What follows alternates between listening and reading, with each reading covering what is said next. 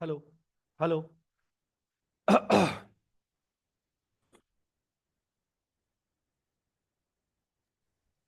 हाय guys. Good morning everyone. आवाज आ रही है मेरी? Yes sir. Okay. Good morning everyone, welcome to the zoom session. Good morning sir. हाँ जी। तो अपन ये जूम सेशन रख रहे हैं एफआर के डाउट्स के लिए, ठीक है?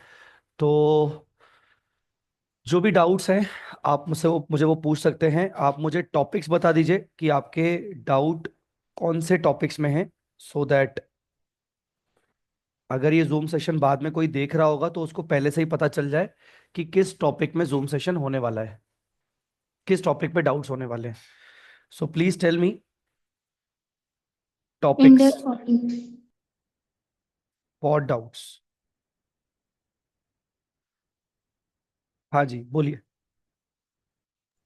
इंडेक्स 40। Index 40 investment property. और good morning Mansi, Likesh, Ramnath, Charvi, Jainish. Okay. Sir, morning sir. Index 16 है और इंडेक्स 21 और 20 के भी कुछ स्टॉक्स हैं। इंडियस 16, इंडियस 21 और और 20 गवर्नमेंट ग्रांट्स। अच्छा, गवर्नमेंट ग्रांट्स। इंडियस 20। ये 40 का डाउट किसका था? मानसी। मानसी। बाकी आई थिंक चारवी का था शायद। हाँ सर।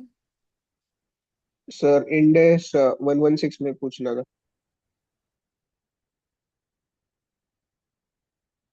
116 का डाउट है, ठीक है। हेलो इशिका, मयंक। ठीक है, 40, 16, 21, 20, 116। 116 तो अभी एक ही क्लास हुआ है तो ठीक है। और कुछ इसके अलावा? रामानाथ, बोलिए बोलिए। सर। बस शुरू करें। सर। जी।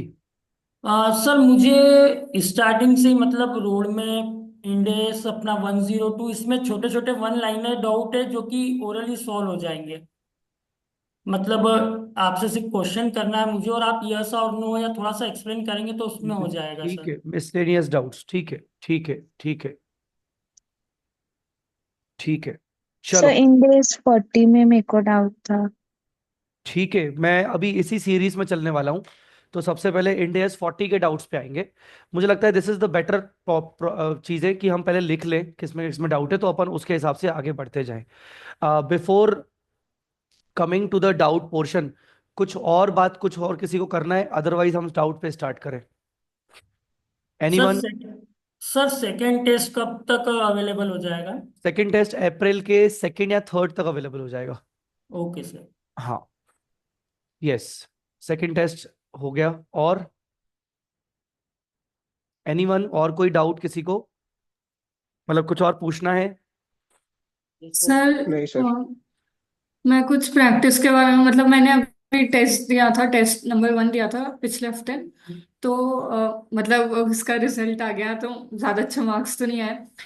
पर मुझे ऐसा लगता है कि इंडेक्स 102 में मुझे थोड़ा और वर्कआउट करना है, हम्म। प्रैक्टिस करनी है। मतलब ऐसा तो कहाँ से करनी चाहिए, या स्टडी मैट को फिर से क्वेश्चन सॉल्व करने चाहिए? देखो, हमारी क्वेश्चन बैंक में तो सारे क्वेश्चंस कंपाइल्ड हैं। हाँ सर। मैं सिर्फ ये कह सकता हूँ कि जो हमने इंपॉर्टेंट क्वेश्चंस मार्क किए हैं ना, हाँ सर। 102 के अंदर जो भी हमने इंपॉर्टेंट क्वेश्चंस मार्क किए हैं, आप उन क्वेश्चंस को एक बार वापस से लगा के देखो, प्रैक्टिस लगा के देखो, बिना देखे। और ये टाइमर लगा के देखो कि आपका गिवन टाइम के अंदर ये क्वेश्चंस आप कर पा रहे हो कि नहीं, मतलब एक प्रेशर सिचुएशन में आप कर पा रहे हो कि नहीं। जब टाइमर आपका लगेगा साथ में, and there is a target कि मुझे ये क्वेश्चन 10 मिनट में सॉल्व करना है, तो आपसे वो हो पा रहा है कि नहीं हो पा रहा है।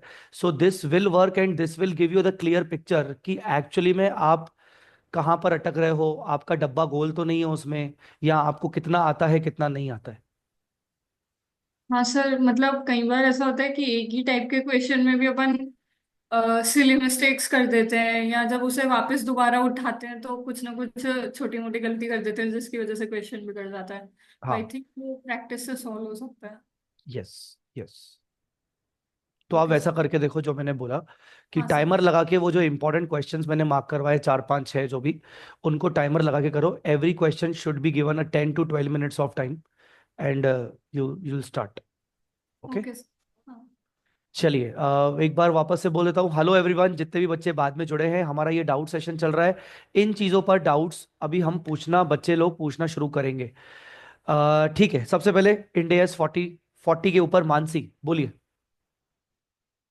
सर इसमें जैसे रेंटल का आपने बताया था कि renting main revenue generating main operating activity नहीं होना चाहिए, तो सर उसका कोई एग्जांपल?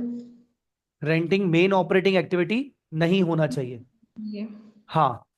इसका एग्जाम्पल बहुत ही सिंपल है। अगर मान लो एक कंपनी है रिलायंस, बड़ी company Reliance end S follow कर रही है, और अगर रिलायंस इंड एस फॉलो कर रही है तो क्या होगा? बेसिकली मान लो अगर उसके पास एक लैंड है, जो कि लैंड रिलायंस अपने बिजनेस में यूज नहीं कर रही है, not in business, not in business, ठीक है, और लैंड रिलायंस ने परचेज कर लिया, और उसने वो रेंट पे दे दिया किसी अनदर कंपनी को, अनदर एंटिटी जो कि उसकी सब्सिडरी कंपनी है, अनदर एंटिटी सब्सिडरी कंपनी को उसने रेंट पे दे दिया कि भाई ठीक है, हमने लैंड परचेज किया है क्योंकि हमारी सब्सिडरी कंपनी के पास इतनी ज्यादा फंडिंग है नहीं, पर हमारी सब्सिडरी कंपनी को हम इसको रेंट पे दे रहे हैं, तुम अपने बिजनेस में यूज करो। तो रिलायंस जो लैंड अपनी सब्सिडरी कंपनी को दे रहा है यूज करने के लिए, तो रिलायंस इसको अपने स्टैंड अलोन फाइनेंशियल स्टेटमेंट्स में इन्वेस्टमेंट प्रॉपर्टी दिखाएगा। Okay sir.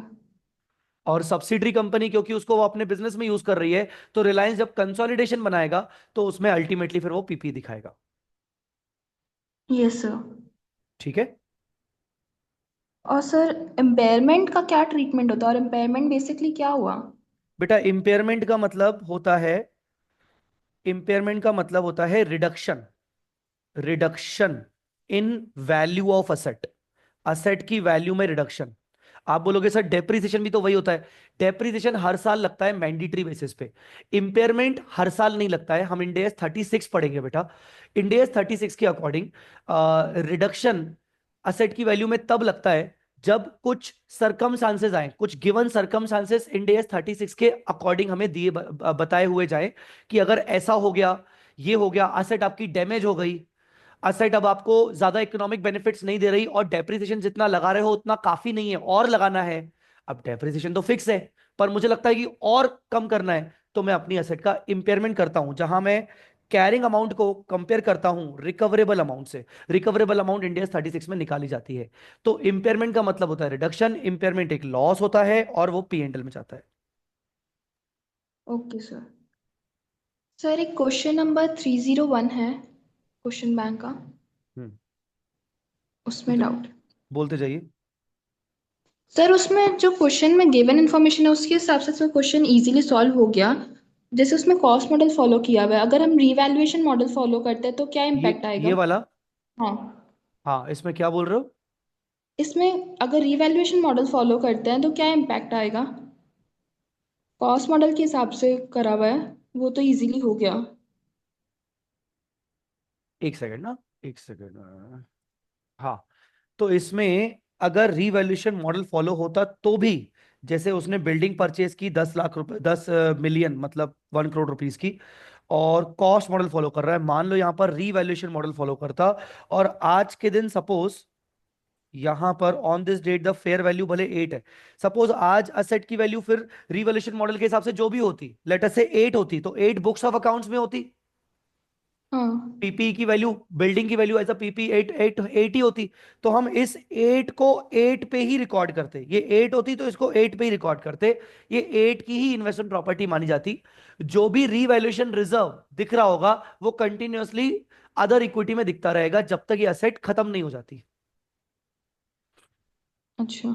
ये हमने यही पढ़ा था, हमने कंसेप्ट बुक के अंदर भी देखो, अगर आप इंडेस 40 निकालोगे तो हमने इसको यही देखा था कि अगर आप चेंज इन क्लासिफिकेशन करते हो तो क्या लिखा है, transfer between investment property owner occupied and inventory do not change the carrying amount of the property transferred.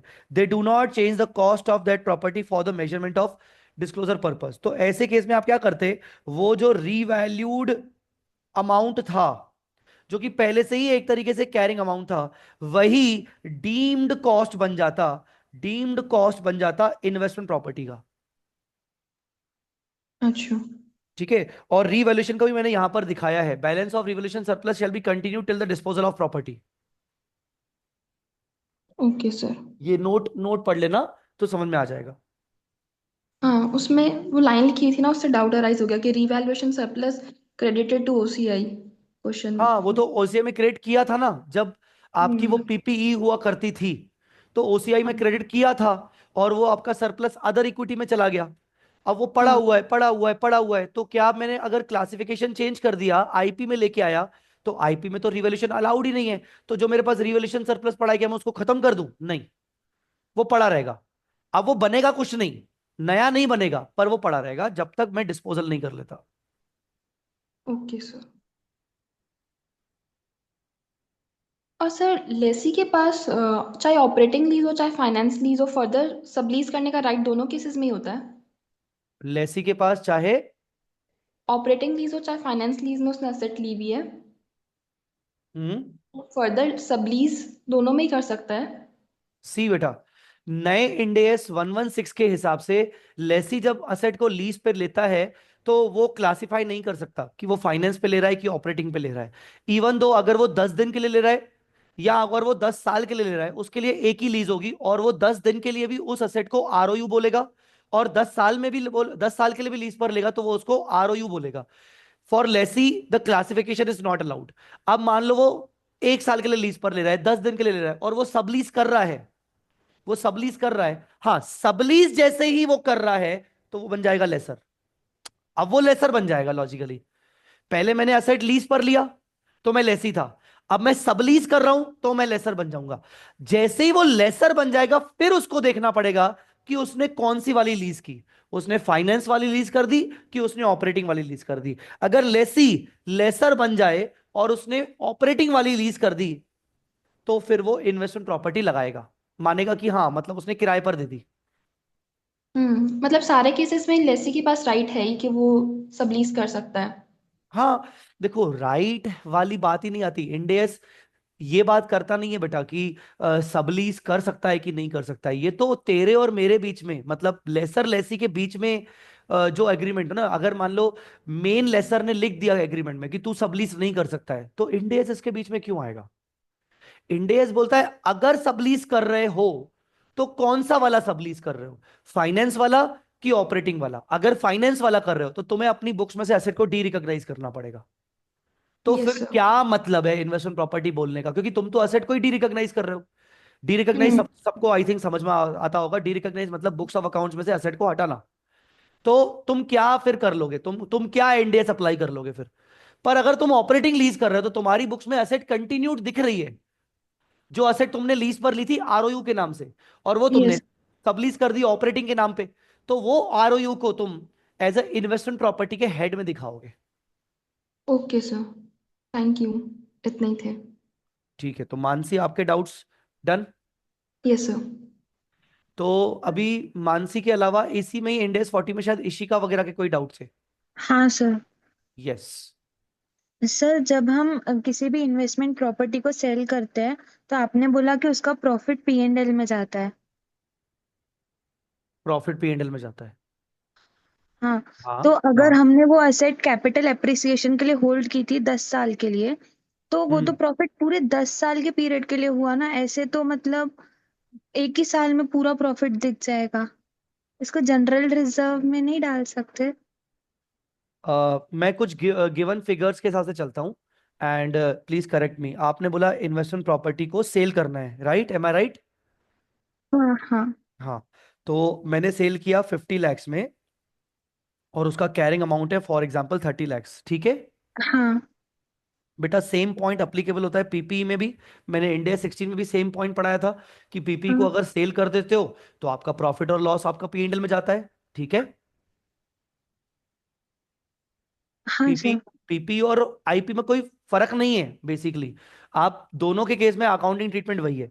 तो आप क्या बोल रहे हो कि जो सर गेन हुआ है 20 लाख रुपीस का, आपका क्या कहना है, उसको कहाँ डालना चाहिए? जनरल रिजर्व मतलब जब कैपिटल एप्रिसिएशन के टाइम पे होल्ड कर रहे हैं तब। हाँ, मतलब आपका कहना है कि सर मैंने तो पीपी को होल्ड किया, मान लो मैंने 30 लाख की खरीदी थी आईपी को। हम्म।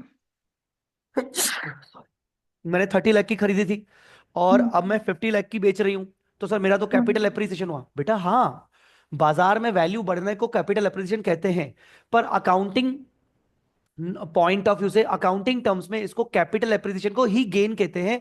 और ये गेन हमेशा पीएनएल में जाता है। अब आप बोलोगे सर पीएनएल में क्यों जाता है? आप बेटा पीपी को भी और आईपी को भी डेप्रिशिएट करते हो। जब आप डेप्रिशिएट करते हो, तो डेप्रिसिएशन जब करते हो तो वो डेप्रिसिएशन कहाँ डालते हो? पीएनएल में। हम्म। ठीक है।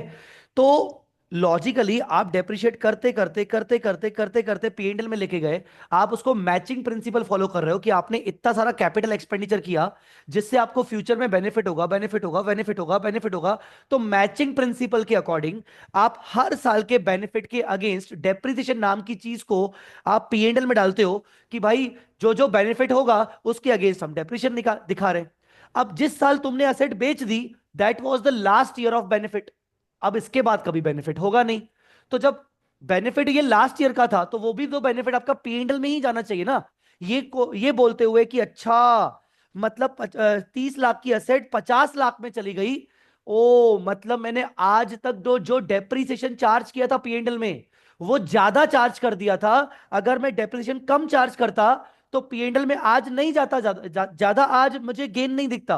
तो ये गेन इतना क्यों दिख रहा है? क्योंकि कैरिंग अमाउंट बहुत कम हो गई, क्योंकि मैंने ज्यादा डेप्रिसिएशन पीएनएल में चार्ज कर लिया पिछले सालों में। And the gain is the result of पिछले सालों के इतने सारे डेप्रिसिएशंस जो पीएनएल में गए हैं, जिसको आज मैं रिवर्सल करके दिखा रहा हूं कि भाई पिछले सालों में इतने जो डेप्रिसिएशन मैंने पीएनएल में डाले, कहीं ना कहीं वो आज उसके कारण हुआ ये कि कैरिंग अमाउंट बहुत कम हो गई और मुझे गेन दिख रहा है, which is a kind of a reversal of that depreciation, जो कि अगेन पीएनएल में जाएगा। Okay sir. आया? ये थैंक यू। मैंने कुछ जगह टेक्निकल बोल हाँ। दिया, बट यही चीज सच बताऊं तो ये 12th क्लास की किताब में भी यही ऐसी वाली चीज लिखी होती है कि आप गेन और लॉस क्यों पीएनएल में डालते हो। क्योंकि अर्लियर डेज में, पुराने सालों में, आपने या तो एक्सेस डेप्रिसिएशन चार्ज किया है, इस वजह से आपकी कैरिंग अमाउंट बहुत ज्यादा गिर गई है। तो आज आपको इसलिए गेन हो रहा है क्योंकि कैरिंग अमाउंट बहुत कम है। तो वो गेन को आप ये बोलते हो लॉजिकली कि it is a reversal of depreciation. और अगर लॉस होता है तो इसका मतलब ये होता है कि आपने पिछले सालों में डेप्रिसिएशन बहुत कम चार्ज किया है, आपको ज्यादा चार्ज करना चाहिए था, इसीलिए अभी आपका लॉस दिख रहा है। तो लॉस को भी कहीं ना कहीं वो जो डेप्रिसिएशन कम चार्ज किया था उसी का रिजल्ट है ये, उसको भी पीएनएल में डाल दो, ऐसा। ठीक है sir. So change in thank you. Accounting estimate का फंडा होता है। चलिए, इंडेस 40। चार भी पूछ रही है सर आईपी का भी इंपेयरमेंट होता है क्या? यस, आईपी का भी इंपेयरमेंट होता है, subject to impairment cost model में। हाँ जी, next doubt. Next doubt, index 16।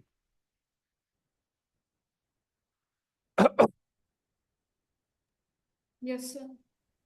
हाँ जी, बोलिए। सर एक क्वेश्चन था, क्वेश्चन नंबर 112। इसमें मतलब पीपी की कॉस्ट दे रखी थी, और इसके अलावा मतलब पीपी की कॉस्ट निकालनी थी, और इसके अलावा ओवरहॉलिंग की कॉस्ट भी दे रखी थी जो हमें कुछ समय बाद इनकर करनी है मतलब। 112। तो हाँ, 112। हम्म। हम्म। सर इसमें मतलब हम पीपी की कॉस्ट में ओवरऑलिंग की कॉस्ट एडिशनली ऐड करते हैं या उसी के हिस्से कर देते हैं? मतलब कौन सी वाली जैसे कॉस्ट की बात कर रहे हैं, मुझे बताएंगे प्लीज? जैसे सर इसमें कॉस्ट दे रखी है कि डिसमेंटलिंग ये है, और डिसमेंटलिंग, हाँ, 1360 और 2000, हाँ। हाँ, और एबनॉर्मल कॉस्ट अपन ने इसमें से रिजेक्ट कर दी थी, मतलब उसको ऐड नहीं किया था। कौन? अच्छा, ये other overhead directly related to the construction, ये वाली? नहीं, ये तो ऐड किया था हमने। हाँ, मतलब कौन अपन सी ने वाली? इन सब अमाउंट्स का ट्रीटमेंट करके जो टेबल में दे रखी है, हाँ। इससे अपन ने पीपी की कॉस्ट निकाली थी। हाँ। सर फिर उसके बाद नीचे लिख रखा है कि ना 4 इयर्स के बाद हमें एस्टिमेटेड कॉस्ट ऑफ ओवरहॉल लगेगा जो कि करंट प्राइसेस पे 3 मिलियन है। 4 years after being brought into the production line will require a major overhaul to ensure that ठीक है, हाँ ठीक है, 3 million है, यस। तो सर ये 3 मिलियन जो है ये पीपी की जो ऊपर वाली अपन ने कॉस्ट निकाली उसमें ऐड हो जाएगा या उसी के हिस्से करते हैं?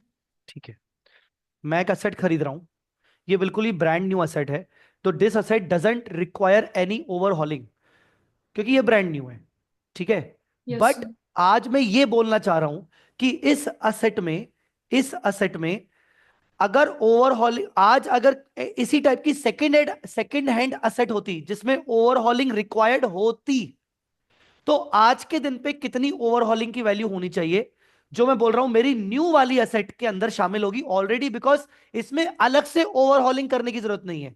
मुझे तो सप्लायर ने ये जो असेट बेची है, मुझे सप्लायर ने इसके अंदर ऑलरेडी ओवरहॉलिंग करके दी है, ब्रांड न्यू असेट है, मतलब वो सारी रिक्वायरमेंट फिल करके दी है, तो ओवरहॉलिंग मुझे अलग से ऐड करने की जरूरत नहीं क्योंकि ब्रांड न्यू है।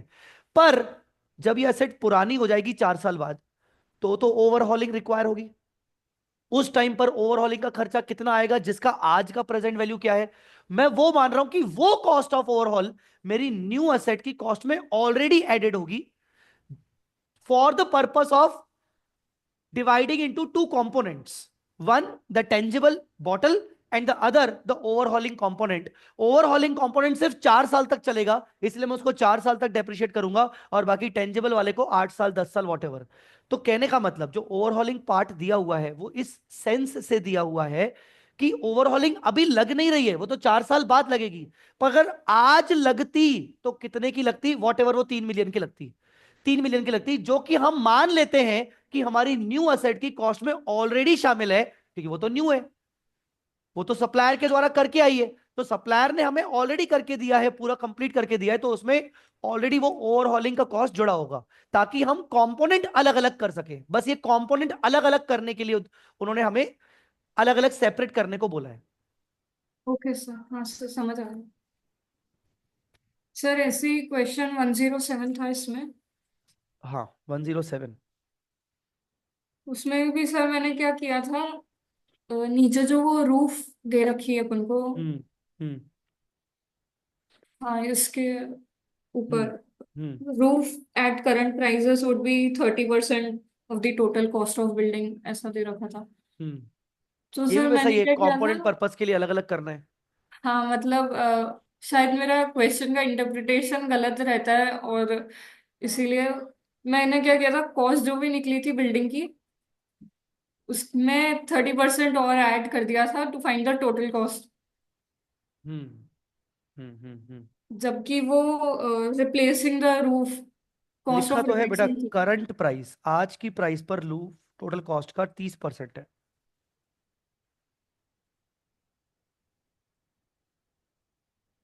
कोई ना, हो गया ना अभी इंटरप्रिटेशन। मतलब ये भी रिप्लेसमेंट जो इंक्लूडेड है ऑलरेडी, अपन सिर्फ कंपोनेंट के पर्पज से कर रहे हैं उसे। हम तो बिल्डिंग बना रहे हैं तो छत तो ऑलरेडी है ना, तो जो रूफ है वो रिप्लेस करनी पड़ेगी 4 6 साल बाद। Okay sir. सर एक क्वेश्चन 201 था। इसी में हाँ इसी में। हम्म सर इसमें जैसे दे रखा है डीकमिश्निंग का अमाउंट दे रखा है, इसके बाद value of decommissioning liability has decrease by 8,000, मतलब 3 साल शायद कुछ टाइम बाद मतलब डीकमिश्निंग की अमाउंट कम हो जाती है। तो इसने क्या कर रखा है सर, मतलब अ, मैंने उसके प्रेजेंट वैल्यू निकाल के और सब कुछ करके किया, पता नहीं मुझे खुद को भी समझ नहीं आया, मतलब इसने डायरेक्टली डीकमिश्निंग लाइबिलिटी में से इसे 8,000 कम कर दिया। और मतलब सर आप क्वेश्चन पढ़ेंगे तो इसमें दे रखा है कि 70,400 जो है वो हमें इनकर करनी थी आफ्टर द 40 एंड। साल बाद, 40 साल बाद हाँ 70,400 करनी थी, जिसकी आज की प्रेजेंट वैल्यू 10,000 है। हाँ सर। तो मैंने क्या किया, मुझे लगा ये जो 8,000 कम हुआ है ये 70,000 में से कम हुआ है।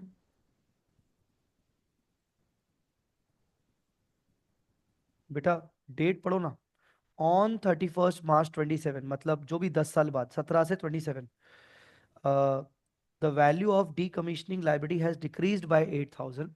इसका आपको हमेशा ऐसा इंटरप्रिटेशन करना है कि आज कितनी डीकमीशनिंग लाइबिलिटी होनी चाहिए, आज की वैल्यू से वो 8,000 कम हुई है।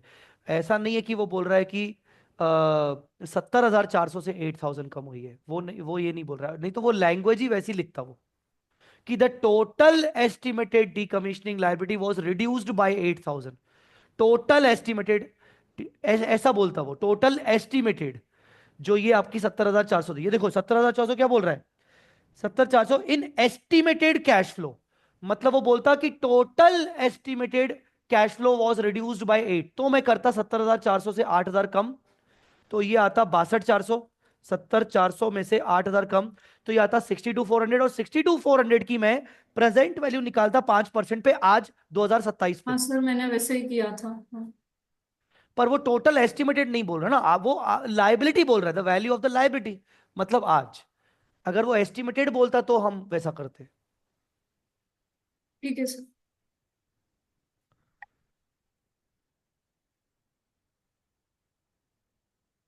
Sir next. एक क्वेश्चन नंबर 503 था जिसमें हमें क्लासेस ऑफ असेट्स करनी थी, आपने होमवर्क दिया था ये। हम्म। सर मतलब इसमें अगर अपना आंसर थोड़ा अलग होता है, जो आंसर दे रखा है यहाँ पे, या जजमेंट हम अलग करते हैं तो चल जाएगा वो, या फिर मतलब कुछ एक आध चीज में मेरा डिफरेंस था। जजमेंट किस में था अलग, बताओ। सर जैसे इक्विपमेंट ए और इक्विपमेंट बी, हम्म। इस सोल्यूशन में उन दोनों को एक साथ ही ले रखा है, मतलब वन क्लास ऑफ एसेट मान रखी है, और मैंने इसे सेपरेट क्लास ऑफ एसेट्स मानी थी। Computer system at headquarter and direct sales office that are integrated with the point of sale. Computer system point, अरे यार लिखा है that are integrated with the point of sale computer system, और नीचे देखो point of sale computer system integrated. जो आपके head quarter के अंदर कंप्यूटर सिस्टम रखे रखे हुए हैं, जो आपकी डायरेक्ट सेल्स ऑफिस के अंदर कंप्यूटर सिस्टम रखे हुए हैं, वो कहीं ना कहीं आपकी पॉइंट ऑफ सेल वाले कंप्यूटर सिस्टम से इंटीग्रेटेड हैं, मतलब आपस में कनेक्टेड हैं। इसीलिए हमने उसे एक ही क्लास ऑफ एसेट माना। यस, यस,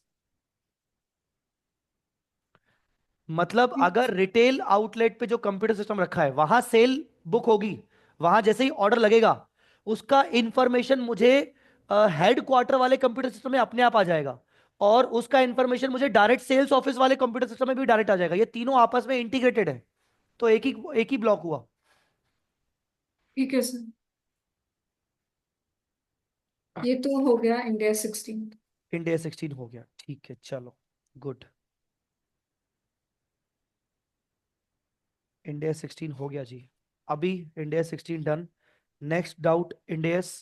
अच्छा, मैं 2 मिनट चारवी आपको होल्ड करूं, हाँ सर। मतलब सबको थोड़ा सा मौका मिले तो इसीलिए। नेक्स्ट डाउट इंडेस 116 कौन था? हाँ सर, मेरा था। यस। जैनिश। हाँ जैनिश बोलिए। अ, सर उसमें जो अपन गारंटेड रेसिडुअल वैल्यू का कंसेप्ट था उसमें डाउट था। हाँ बोलिए। सर गारंटेड रेसिडुअल वैल्यू मतलब ऐसे वैल्यू जो कि लेसी गारंटी करता है लेसर को कि at the end of the lease वो उतनी वैल्यू ऑफ असेट उसको देगा, मतलब उतनी वैल्यू उसको लेसर को देगा। तो सर मानिए कि अगर हम एस्टिमेट कर रहे हैं रेसिडुअल वैल्यू, जब हम इंटरेस्ट या बुक करेंगे, तो तब अगर वो जो रेसिडुअल वैल्यू है वो अपनी गारंटेड वैल्यू से ज्यादा हो जाती है, तो फिर भी अपने को guaranteed residual value lease payment के इसमें ऐड करनी पड़ेगी। आप लेसर का पॉइंट ऑफ व्यू देखिए और लेसी का पॉइंट ऑफ व्यू देखिए, ठीक है। हाँ। लेसर के पॉइंट ऑफ व्यू से सबसे पहले वो एस्टिमेटेड रेसिडुअल वैल्यू अपनी खुद की एस्टिमेट कर रहा है कि मुझे हम्म। 60 लाख रुपीज मिलने चाहिए 10 साल बाद, मान लो 10 साल का लीज है, और मैं असेट जब आगे चल के बेचूंगा लेसी से वापस लेके, तो मुझे 60 मिलना चाहिए, ठीक है। Yes sir. हम्म।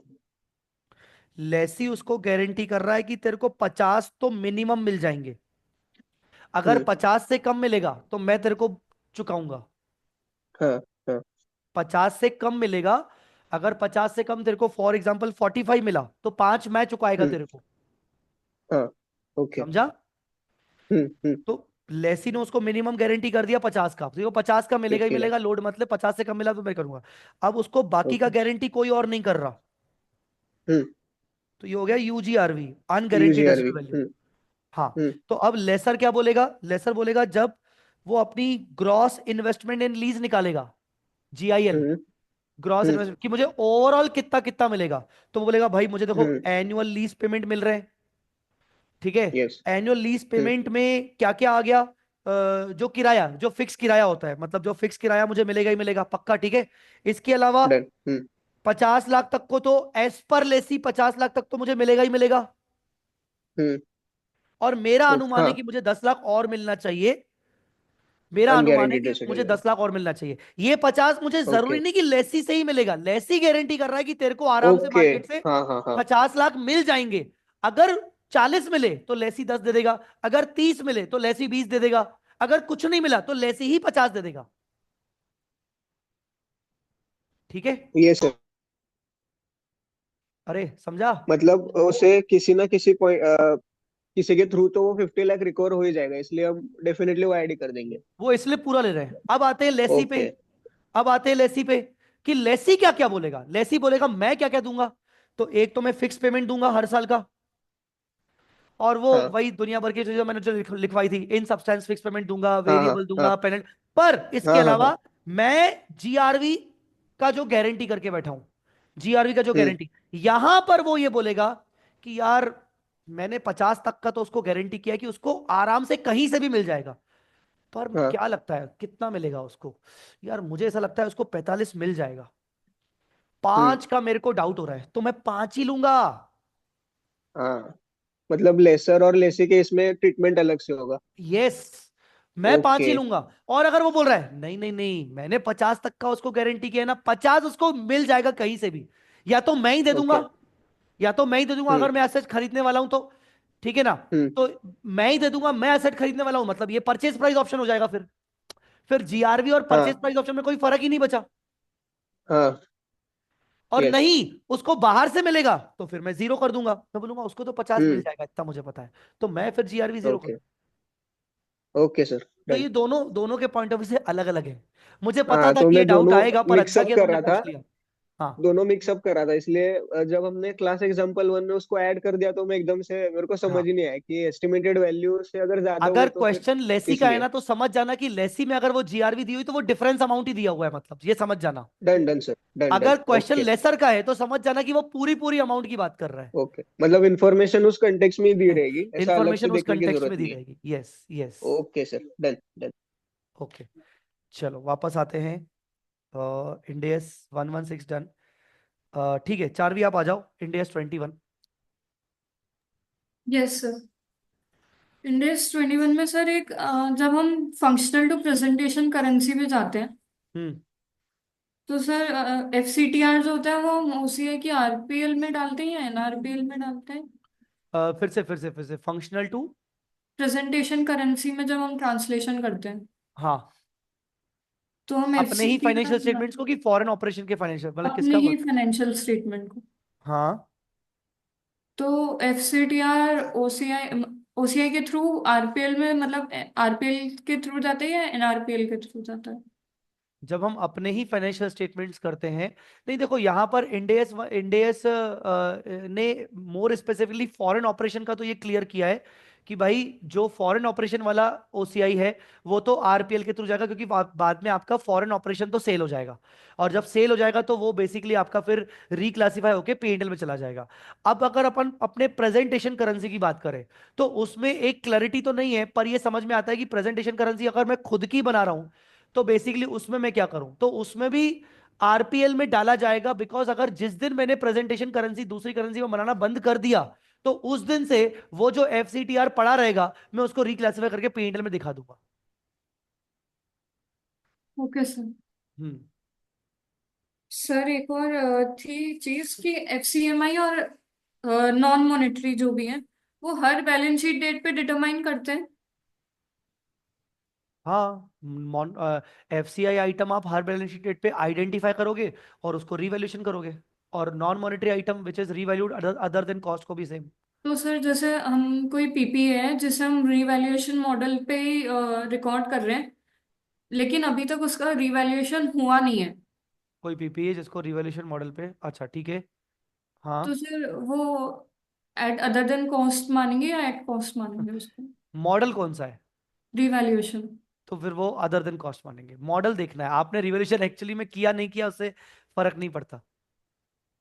अच्छा ठीक है सर। हाँ, मॉडल देखना है, उस साल का रिवैल्यूएशन किया कि नहीं दिया किया वो नहीं देखना है।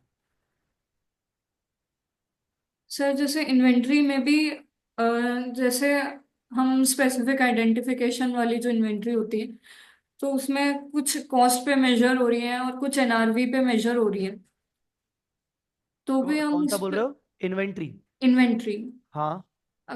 स्पेसिफिक आइडेंटिफिकेशन करके हम उसका वैल्यू निकालते हैं इन्वेंट्री की।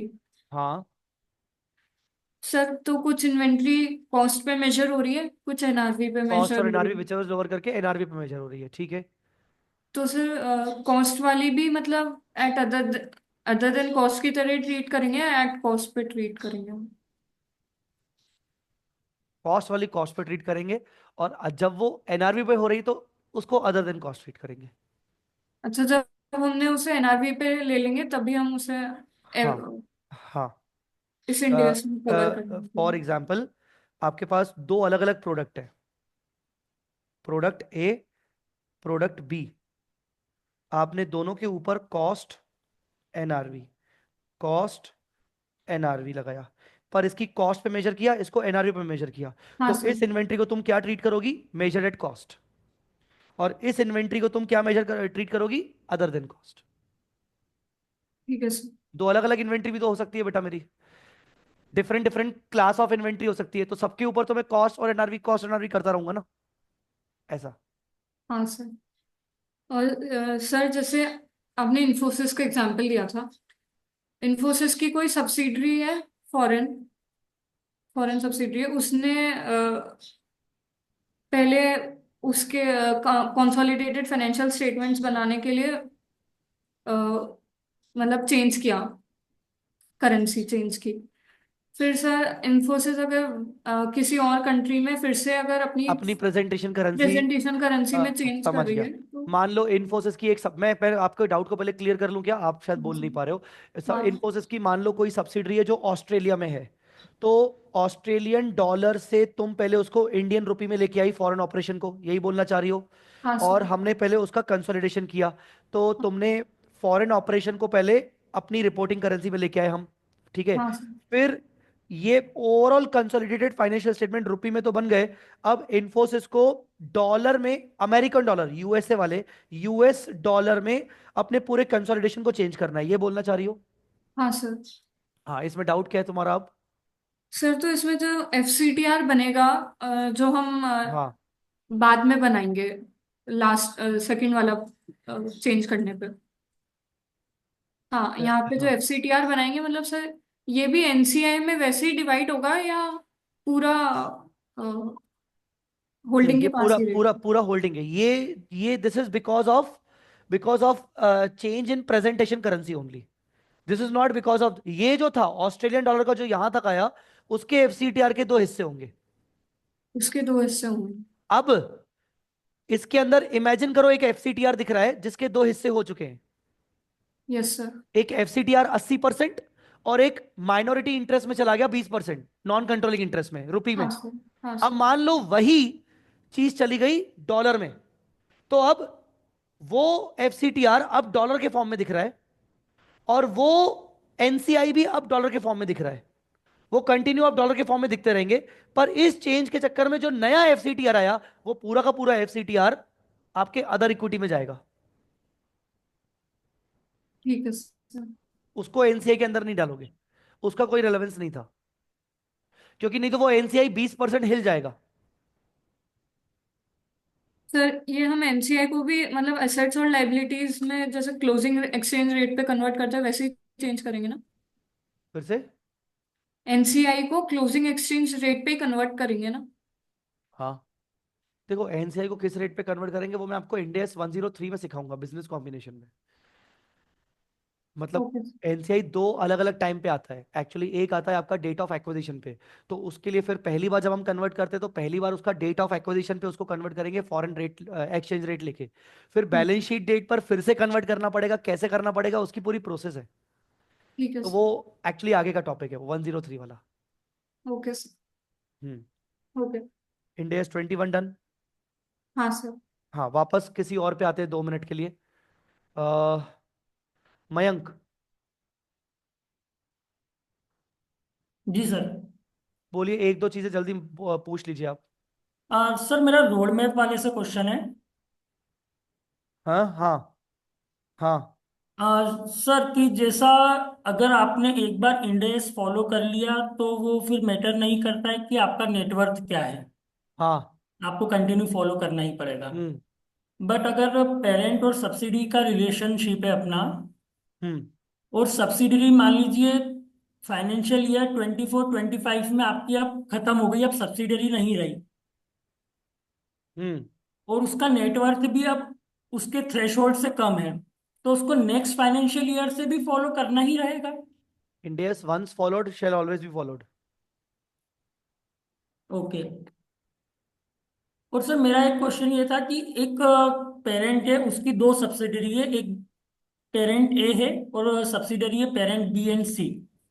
सपोज कीजिए कि सब्सिडरी पे इंडेक्स लग रहा है, हम्म बी हम्म पे इंडेक्स लग रहा है अपना, तो हम्म उसकी वजह से ए पर भी इंडेक्स लग जाएगा, हम्म। और कंसोलिडेशन भी इंडेक्स के अकॉर्डिंग होगा। सी पे भी लग जाएगा बेटा, सी पर भी लगेगा सर? पूरी ग्रुप पे लग जाएगा, entire group of entities. Okay. नहीं, एक्चुअली बी की वजह से ए पे लगेगा, बट ए और C. Entire group of entities. Okay okay sir. और सर मेरा इंडेक्स 102 में जो अपन ने टेस्ट दिया था उसमें मुझे एक एंट्री रॉन्ग हुई थी, उसके बारे में समझना था सर मुझे। हाँ उसमें लास्ट में जो अपन एसबीपी रिजर्व को ट्रांसफर करते हैं equity share capital in security premium पे, हाँ समझा। तो मैंने sir normally SBP reserve to equity share capital and security premium कर दिया था, मैंने अलग अलग बाइफरकेट नहीं किया उसको। ऐसा किया था। जी। हाँ क्योंकि मैं नोट नहीं डालना चाह रहा था कि उसकी फेस वैल्यू क्या है इक्विटी शेयर की, क्वेश्चन में हाँ मेंशन नहीं थी। बट हाँ। वो वहां पर रॉन्ग किया गया है मुझे, तो क्या रीजन हो सकता है? ये पूजा का भी डाउट था आई थिंक, अगर अभी अगर पूजा अवेलेबल होगी यहाँ पर तो सेम डाउट शायद पूजा का भी आया था। पूजा आप अवेलेबल हो शायद, सेम आपका यही डाउट था ना। मैंने तो बल्कि यही बोला था कि अगर मान लो उन्होंने आपको फेस वैल्यू नहीं दिया है क्वेश्चन में, तो यही एंट्री होनी चाहिए लॉजिकली, यही होनी चाहिए। तो अगर मान लो वो आपका गलत किया गया है तो वो फिर चेकर की मिस्टेक है, वो गलत नहीं होना चाहिए। Okay sir. हम्म। हाँ सर, ये वाला डाउट था। हाँ। यस मयंक। सर उसके अलावा इसी इंडेक्स से मेरा एक क्वेश्चन है कि जैसे हाँ। मार्केट बेस्ड कंडीशन अगर अपनी फुलफिल नहीं होती है, market based condition condition fulfil नहीं फुलफिल होती है। नहीं होती है, जो हाँ उन्होंने टाइम लिमिट दिया है 3 ईयर या 4 ईयर, हाँ। बट हमें फिर भी उसके अंदर एक्सपेंसेस रिवर्स नहीं करना है ना, हम्म। तो अपना एसबीपी रिजर्व कंटिन्यू चलेगा, जर्नलिज्म में चला जाएगा।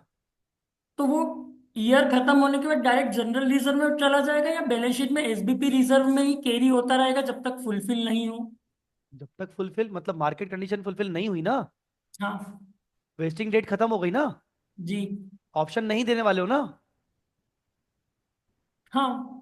बस तो खत्म कर दो ना, एसबीपी रिजर्व को जर्नलिज्म में डाल दो, फ्री हो गया वो। ओके।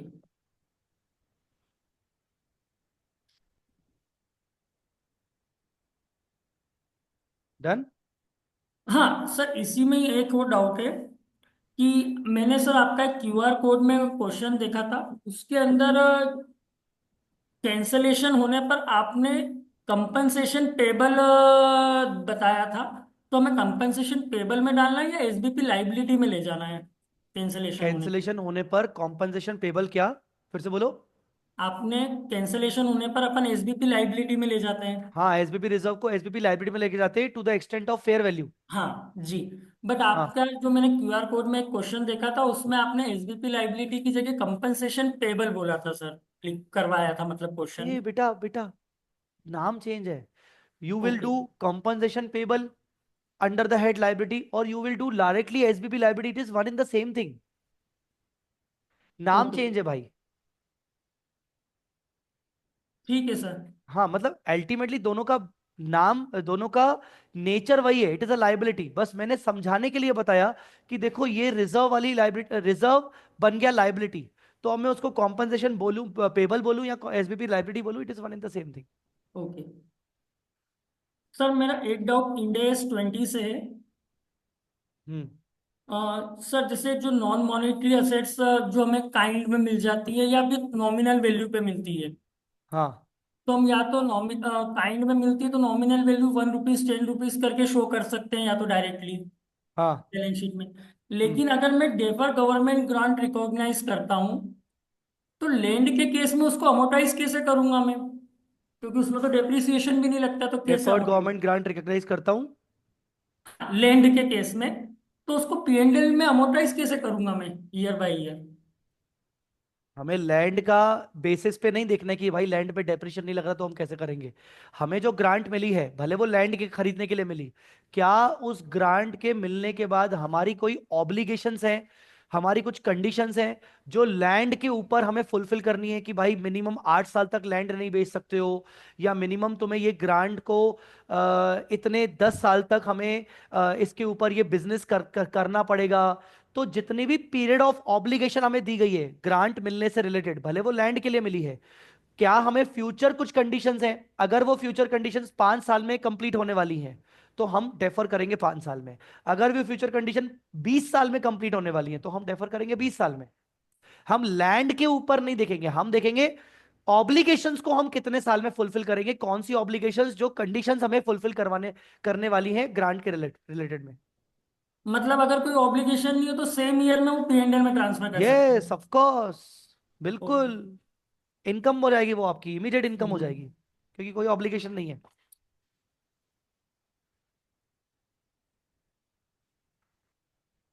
और सर मेरा एक index two just a second, just a जी। सेकेंड, मुझे 1 सेकेंड दीजिए, बस 1 मिनट।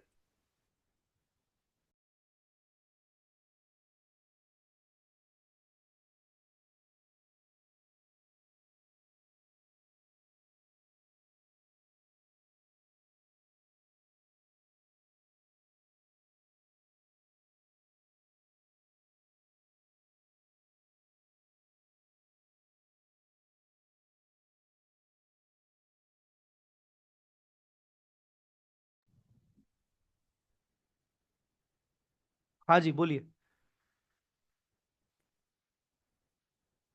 हेलो, आवाज आ रही है? सर इंडेस टू में जो डीकमीशनिंग लायबिलिटी हम रियलाइज करेंगे बिकॉज ऑफ प्रोडक्शन, तो उससे हमें इन्वेंट्री की कॉस्ट में ट्रांसफर करना है। Indians to. 2 में, हाँ। अगर बिकॉज ऑफ प्रोडक्शन अगर कोई डीकमीशनिंग लायबिलिटी अराइज होती है तो तो हमें इंडियस उसे 2 की इन्वेंट्री कॉस्ट, में। इंडियस 2 के अंदर कॉस्ट का पार्ट होगा। जी। तो सपोज कीजिए कि आज की प्रेजेंट वैल्यू उसकी 3 लाख रुपीज है, तो 3 लाख पूरा के पूरा उस ईयर में इन्वेंट्री की कॉस्ट में चला जाएगा। हाँ, और फिर नेक्स्ट ईयर जब हम उसका डिस्काउंट वो इंटरेस्ट निकालेंगे या जो लाइबिलिटी और अपन करेंगे, तो वो भी फिर नेक्स्ट ईयर ऐसे इन्वेंट्री में ऐड होता रहेगा या लाइबिलिटी बनता रहेगा ये। नेक्स्ट ईयर आप एंट्री क्या करोगे? Interest account debit to liability. Interest को ले जाओगे पीएनडल में, लाइबिलिटी बढ़ती जाएगी। 3 लाख से वो 3.5 लाख हो गई, 4 लाख, 5 लाख, 6 लाख, 10 10 लाख तक पहुंच गई, जो उसका ओरिजिनल आपने बनाया था वो तब आप पे कर दोगे। इन्वेंट्री में आपने सिर्फ 3 लाख डाले, बाकी इंटरेस्ट इंटरेस्ट इंटरेस्ट इंटरेस्ट पीएनडल में गया। नहीं, और मेरा ये क्वेश्चन था कि आपको तो प्रोडक्शन सपोज कीजिए 10 ईयर या 20 ईयर तक करेंगे, हम्म। लेकिन उसके प्रेजेंट वैल्यू जो आपने लेकर आए वो तो आपने एक ही ईयर में कैपिट वो मतलब उसको ऐड कर दिया इन्वेंट्री में। हाँ। तो वो थोड़ा गलत नहीं है, क्योंकि प्रोडक्शन आप 10 साल करेंगे, सपोज कीजिए 10 साल में आपने 1 लाख यूनिट बनाई, 10 ईयर आपने सिर्फ 10 हजार यूनिट बने, तो 10 हजार में ही आपका पूरा 3 लाख का कॉस्ट चला गया। आपकी बात सही है कि सर प्रोडक्शन तो हम तब करेंगे, पर आपकी इन्वेंट्री में अगर वो जाएगा तो भाई ईयर एंड पे उसकी एनआरवी निकालते हो कि नहीं निकालते हो? निकालते हैं। तो जब तू उसकी एनआरवी एस्टिमेट करेगा तो उसकी एस्टिमेटेड एनआरवी में भी तू वो present value of decommissioning liability add करके तू कॉस्ट से कंपेयर करेगा हर साल। ओके। तो अल्टीमेटली अब देख, तूने भले फर्स्ट ईयर में तूने उसमें डाल दी, ठीक है, अब जब तू हर साल एनआरवी निकालेगा तो NRV shall include the part of that present value of decommissioning liability. अब तू अगर फोर्थ ईयर के एंड में वो कर रहा है तो फोर्थ ईयर के एंड में एनआरवी में वो part of the decommissioning liability होना चाहिए, देन तू उसको कंपेयर करेगा। जी ठीक है सर, मेरे बस यही थे अभी। चारवी, आपके डाउट इंड एस 20 के कितने हैं? एक आध है कि ज्यादा है? नहीं सर, बस एक ही है। हाँ जल्दी, क्योंकि मेरी आज ना पता है back to back zoom sessions हैं। 10:30 बजे एक नया एक यूट्यूब लाइव भी है, फिर मेरा 12 बजे एक और जूम सेशन है। पूरी दिमाग की दही चल रही है, मतलब बिल्कुल रेस्टिंग टाइम नहीं मिल रहा है। सर मैं तो बस ये पूछ रही थी, मतलब गवर्नमेंट ग्रांट रिसीट और रिटर्न जो भी करते हैं दोनों ही एक्सेप्शनल आइटम की तरह ट्रीट होते हैं? एक्सेप्शनल आइटम एक बार वापस से पूछना। गवर्नमेंट ग्रांट जब हम रिसीव करते हैं हाँ और P&L में डालते हैं हम उसको, हाँ हाँ और जब हम रिटर्न करते हैं हाँ। तो वो एक्सेप्शनल आइटम में ही रहता है या नॉर्मली ट्रीट करते हैं? रिसीव जब करते तो वो एक्सेप्शनल नहीं है, मतलब वो आपका definitely under the proper head जो भी है वो आएगा, और रिफंड करते टाइम एक्सेप्शनल आइटम में जाएगा। तो सर जैसे अभी मयंक ने कहा भी था कि लैंड लैंड पे अपन को गवर्नमेंट ग्रांट मिली है जो अनकंडीशनल है, हम्म। तो हम उसे सीधा पूरा P&L में डाल देते हैं। हाँ तो सर उसमें मतलब काफी बड़ा अमाउंट चला जाएगा P&L में, तो हाँ।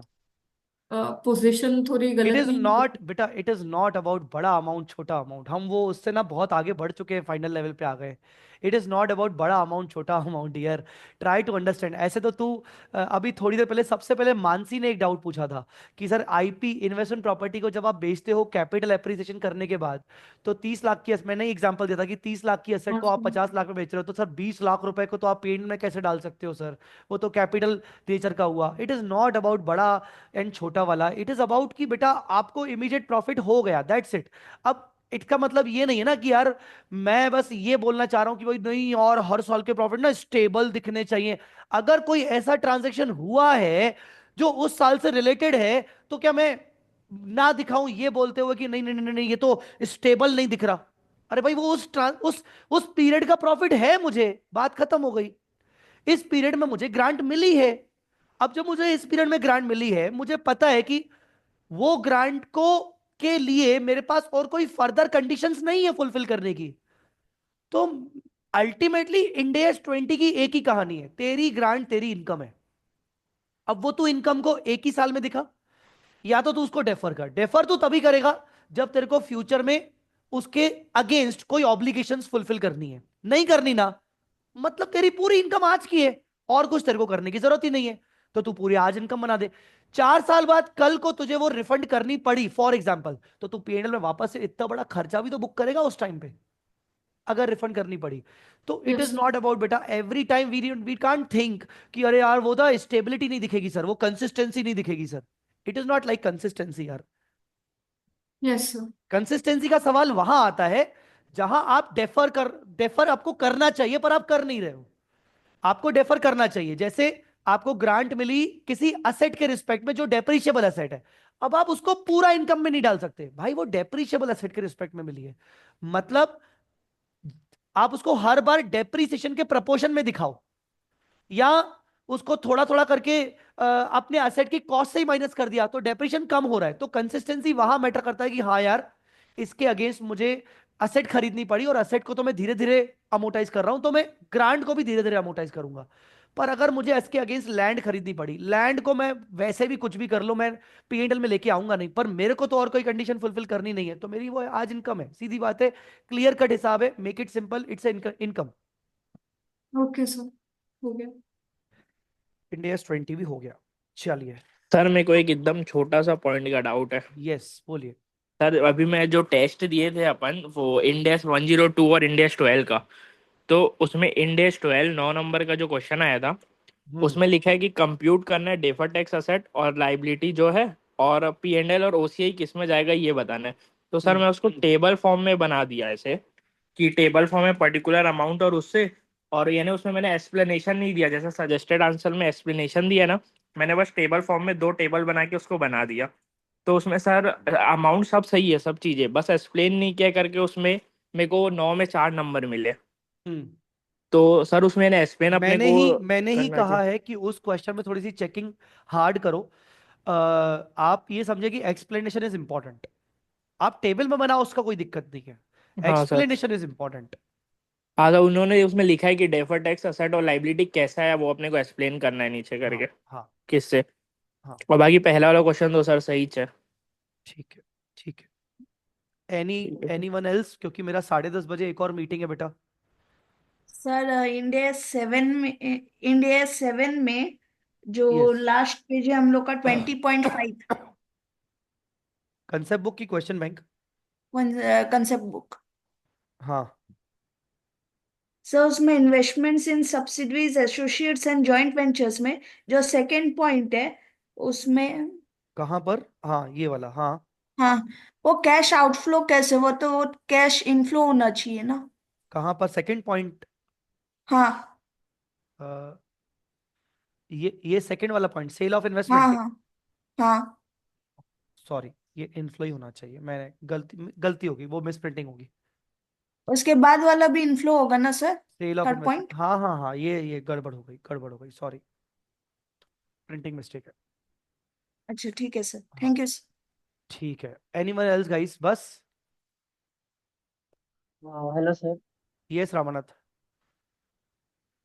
सर मुझे कुछ गाइडेंस चाहिए था बिकॉज अभी ऑडिट की वजह से मुझे क्लासेस अटेंड करने में थोड़ा दिक्कत हो रहा है। मतलब मॉर्निंग का लाइव अटेंड नहीं कर सकता था मतलब, आपकी और आवाज थोड़ी सी इवनिंग ऊपर भी नीचे जा रही है।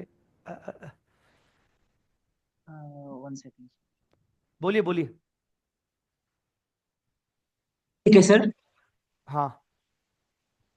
हेलो। हाँ। सर वही कि मतलब अभी ऑडिट के वजह से आई कुडंट अटेंड लाइव, तो मतलब अभी 2-3 ऑडिट ऑडिट इंडेस मतलब का ऑफिस वाला ऑडिट पेंडिंग की है, पढ़ाई वाला ऑडिट? और प्रॉपरली स्टडी भी नहीं कर सकता, तो उससे रिगार्डिंग। हाँ तो यू ठीक है। Not audience. तो can we talk on this personally? Ramanath, आवाज आ रही है आपको मेरी? हाँ सर, अभी आ रहे हैं। So can we talk on this personally in the evening after 6:30? Yes sir, sure. After 6:30 I am completely free today, तो जिसको भी कॉल लगाना हो यस मुझे सर, कॉल यस। लगा सकता है। ठीक है। Yes sir. Okay okay sir. ठीक है चलिए। आई होप मैंने सबके डाउट सॉल्व कर लिए होंगे। थोड़ा सा जल्दबाजी में हूं, तो इसलिए रियली सॉरी मैं अगर मान लो किसी को स्किप कर पा रहा हूं तो। And we'll meet again for the doubt session. आप अपने करके रखिएगा, निकाल के रखिएगा। थैंक्स अ लॉट गाइस, अभी के लिए इतना ही। Bye bye, take care, love you all. मिलते हैं कल की क्लास में जो रेगुलरली अपनी होगी। Thanks a lot.